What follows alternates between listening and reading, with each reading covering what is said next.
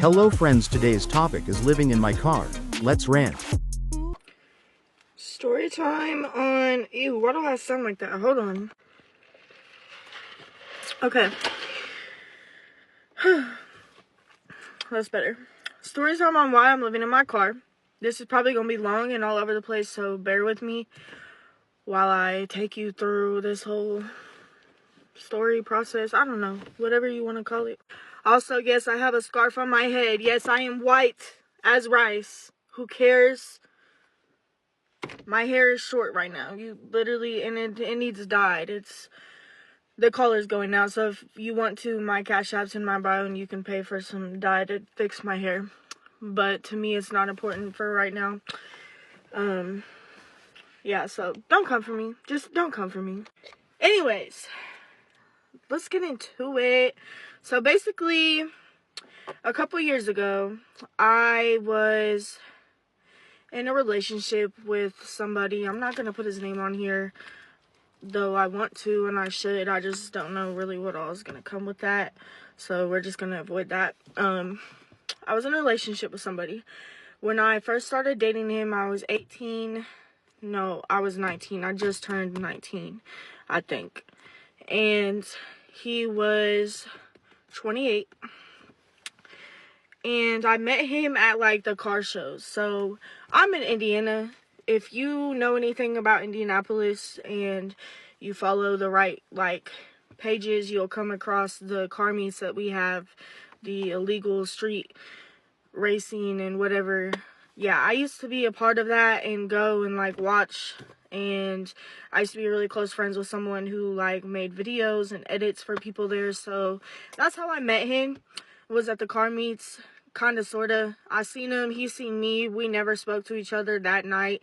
But the next day, the said friend that I had was live on Instagram, and I was in his live, and he commented, and he was like, oh, I seen you last night, and we kind of just hit it off from there. So, me and this man ended up talking to each other, and things were getting serious, and he invited me. Well, I don't really know if we should say invited because he didn't have a car. He didn't have a car. And he didn't have his own place or anything like that. So, I don't really know what to say. But he asked me if I wanted to go to breakfast with him at Sophia's Pancake House. So, that's what we did for our first date. And come to find out, like, the house that I picked him up at was his grandmother's. That's where he was staying. Mind you, he had 2 kids, a daughter and a son.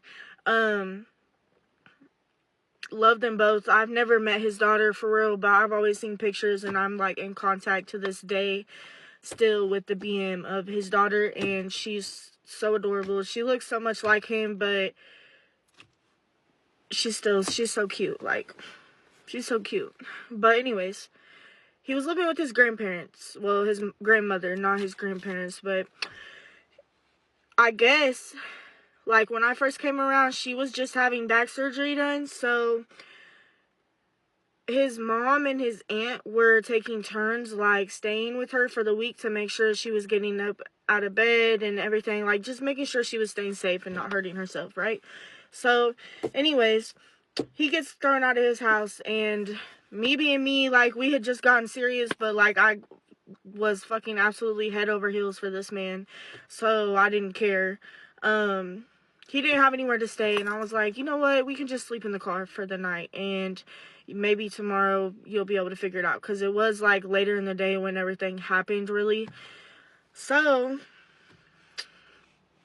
that's what we did, and it ended up going from just a night to a couple nights, and just a couple nights to a week, and just a week to a couple weeks.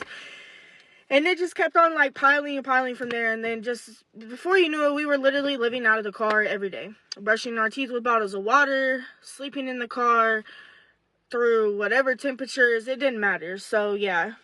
Now, why I didn't go back to the house that I had been staying at with my parents is really a lot of reasons that I'm not comfortable with putting out on social media.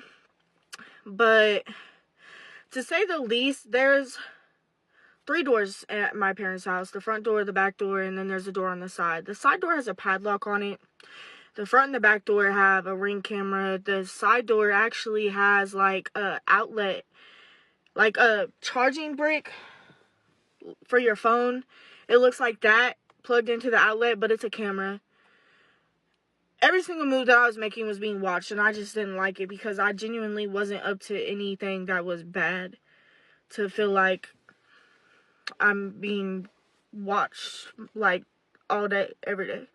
Now, there was tons of other things going on, but again, I'm just not comfortable disclosing that on social media. But yeah, so I was homeless with that man for almost 2 years in the car. Sometimes we slept in the basement of his grandma's house.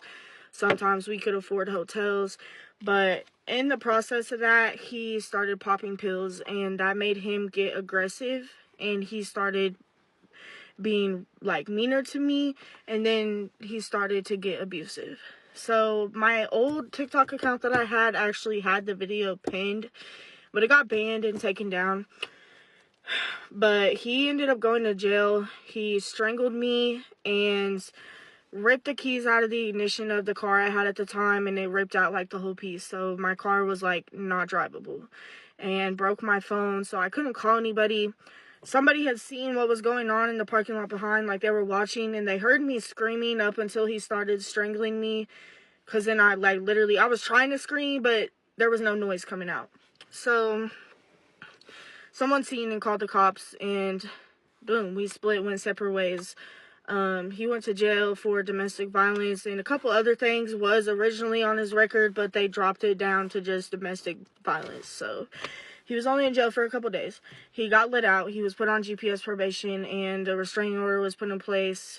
2 months into not being with him, we started talking again, and basically went back to the same situation. I had a bigger car, was finding ways to make it more like livable and stuff, because one of his biggest things that he was complaining about was being in the car. Okay, well, it's not my fault. I was 19. I'm freshly into adulthood. You were 28. Why didn't you have your shit together? And why is it my fault? Why is it my fault? Why is it being put on my shoulders to take care of what you didn't have? You know? But yeah, so I was back in the car with him, and because he was on an ankle monitor, we had to figure out a way to like charge his ankle monitor while he was with me and stuff. And he was worried about being pulled over, and like the police seeing that he was with me when we're technically not supposed to be talking to each other and stuff. It was all a hot mess, but eventually everything did come to an end. He cheated on me with somebody who actually has me blocked right now. She's probably checking in every once in a while. So if you're watching this, Jessica, hey, love you much. Thank you for taking that stress off of my shoulders and that pain out of my life. But anyways, yeah. So I got back to the house. Things are obviously not the best now because I fell out with family and friends while being in that relationship. So it was just like stuff kept happening at the house, and I just literally everything that I was doing was not being like seen in their eyes as how I was doing it and why. They were finding ways to like switch it and turn it, and I must have been doing this because I was trying to do that, or like it was just a whole bunch of accusations being made and just arguments, and it was a toxic place. So, you know, I was just like, fuck it. I've already been in my car for so long, and I did it on my own the first time, technically. Like, yes, I had somebody with me, but I was the one figuring it out most of the time. So I was like, whatever, I've already done it before, so we'll just do it again. So yeah, that's kind of what led me to leaving. Now I'm in another relationship. I'm not gonna say too much on that, but yeah, I'm in another relationship, but still I'm here in the car thugging it out. I am on probation for the last time I was homeless because we were out of food, and I also started my period, and I have like a really heavy flow somewhere in between my periods, so I had nowhere to wash laundry or anything, had no clean clothes. I had interviews coming up because I was trying to get a job at the time, so that was what I resorted to, stealing from the store. Now I'm on probation. But yeah, that's how I got here. I'm probably gonna post more about like I don't know. I'm gonna post more though because it's so much that goes into this shit. Literally so freaking much. And I just want people to know it's not as easy as social media makes it seem. And a big part of it isn't just being able and having the opportunity to go and live in your car. You have to have a good mindset when you go into it, because if you don't, it definitely changes everything. Talk Life, what do you think? Comment down below and thank you for watching.